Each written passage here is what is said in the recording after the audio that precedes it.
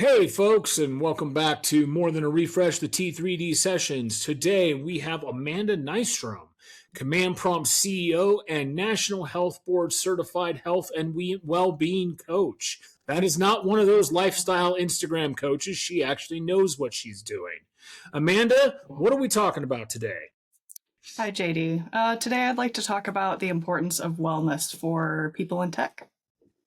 Oh, but people in tech don't consider wellness. They're more interested in overtime and getting fat.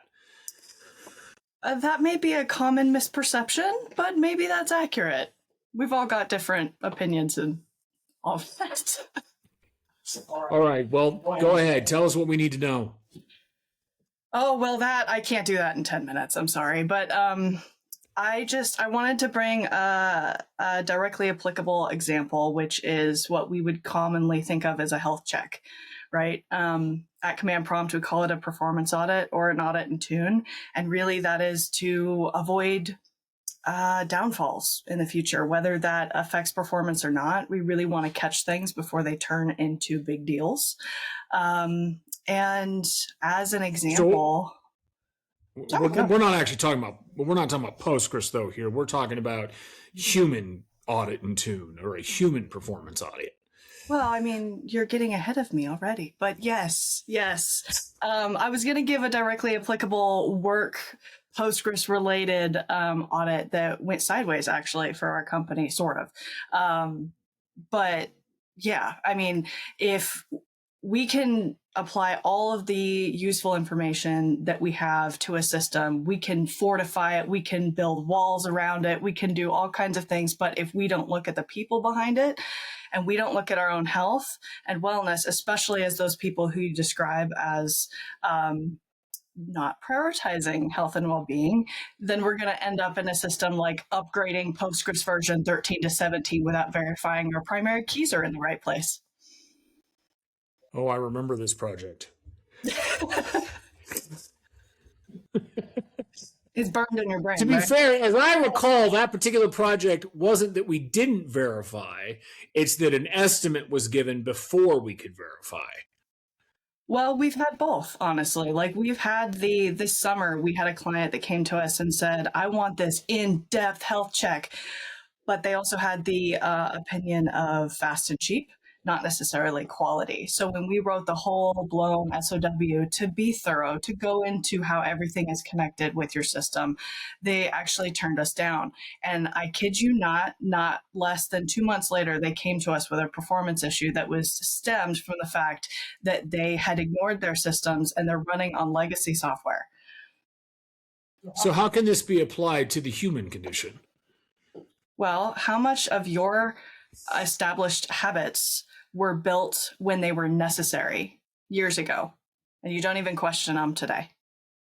Well, I'm a guy, so my established habits were built when I was 20, and I still think I am. How's that working out for you? I need an ankle and I'm fat. Transitioning there is a little bit more difficult with you. All of that. Yes, I answered.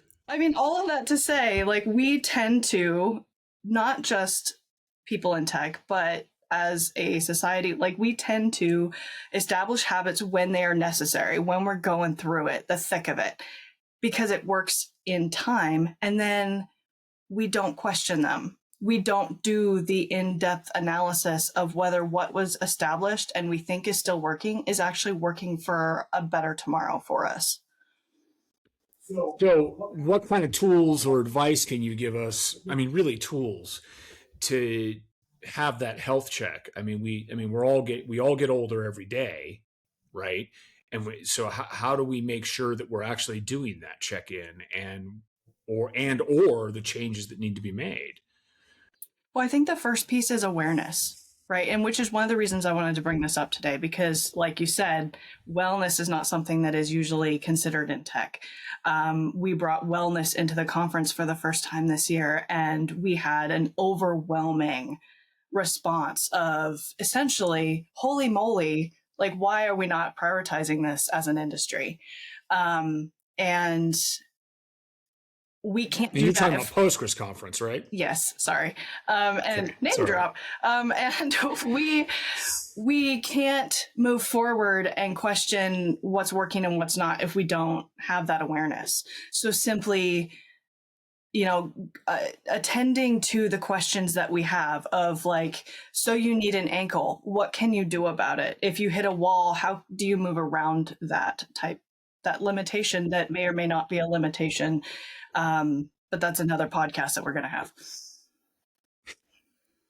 Okay, so let's go back to something real world here, because I didn't realize that the conference was going to come up. And you're right, with the conference, we brought in professional development and wellness, and we're doing it again in April. And we brought in National Health Board certified wellness coaches to help our community. You did a workshop called the Human Development Model. But what was the takeaway there with the technical folks? That's, how does that apply to the wellness for them? So the human development model in short form is applying our typical development model that we use in software to a process model that Duke Medical School uses in order to enable change. So it's based in neuroscience and it's based in behavior change and the science behind that. And I was doing a lot of cross-referencing, and I realized last year that they're actually very similar. In order to change a system and do it correctly, you need to start with the big picture in mind. In order for us to make changes, we also have to have a big picture. We can't just be detail-oriented only. And for those of us who are detail-oriented and just get stuck in the muck of like, these are our day-to-day tasks, and we don't think big, we get stuck. Right. And so the human development model is taking something that most of us in this industry are really good at using for work, but not applying it to our day to day, right? Our health. Okay. So what you're talking about is you need a goal, and you need to be able to work toward a particular goal. Now, in the development model, you would work toward a particular milestone, for example, right? So are you saying that, one of the things, especially for technical people, or detail-oriented people, is to not, you said, get stuck. Well, it's really easy, especially for technical folks, to not prioritize their health because they get locked into programming task or whatever, or a big project, and they end up working too much.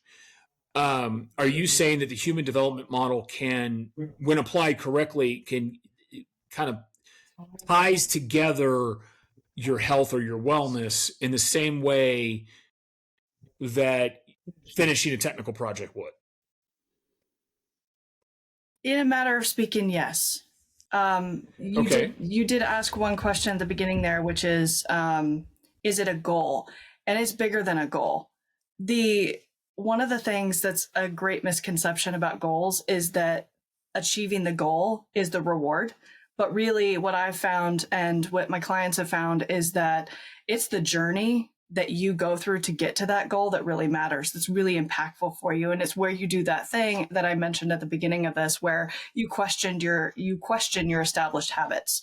But yes, like going through the development model, going through the human development model enables you to think bigger than your goals and think about the future you actually want for yourself, and putting that into action in a way that is like with the development model, it's step by step. Like you can't make a whole overhaul changes to an OS and a Postgres version 13 without the planning, without the due diligence. You're going to end up in a cluster, right? So it's the same thing with our health. Okay, Tony Robbins. Let's say you're much funnier than Tony Robbins. How do you convince? Of course, I'm a challenge, but how do you let's for those that are in this industry, let's talk about a yawn week. Okay, how do you convince a yawn week who we love dearly that this is important and can be applicable? I think it kind of goes back to the client example I used earlier, in that this client came to us and said, like, by our requirements, we need a health check, but we don't want to actually spend the money to do it. And then they suffered an outage not 2 months later. In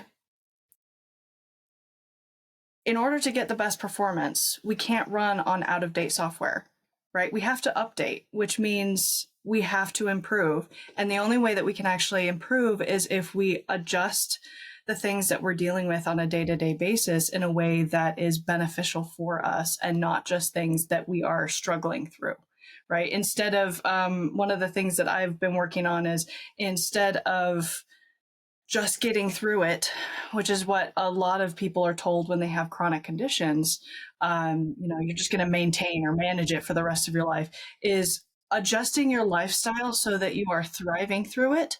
Or, because I'm in tech, I don't really like the word thrive, but your performance is increasing over time. Like, you can actually scale your abilities, but the only way that you're going to do that is by addressing what you are dealing with today.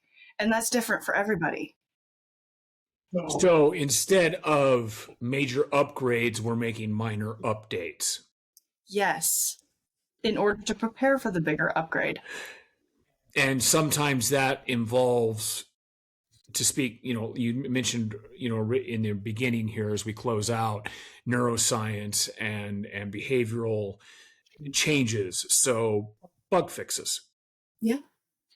And sometimes those bug fixes to our human condition are small and they're incremental over time, but you end up with a better overall release of yourself. Well said. Thank you. And with that has been another T3D session with Amanda Nystrom, Command Prompt CEO and National Health Board Certified Health and Wellbeing Coach. Pay attention, because she's going to have a lot more content over the next year, and we will be having a professional development and wellness track at PostgreSConf in April 2026.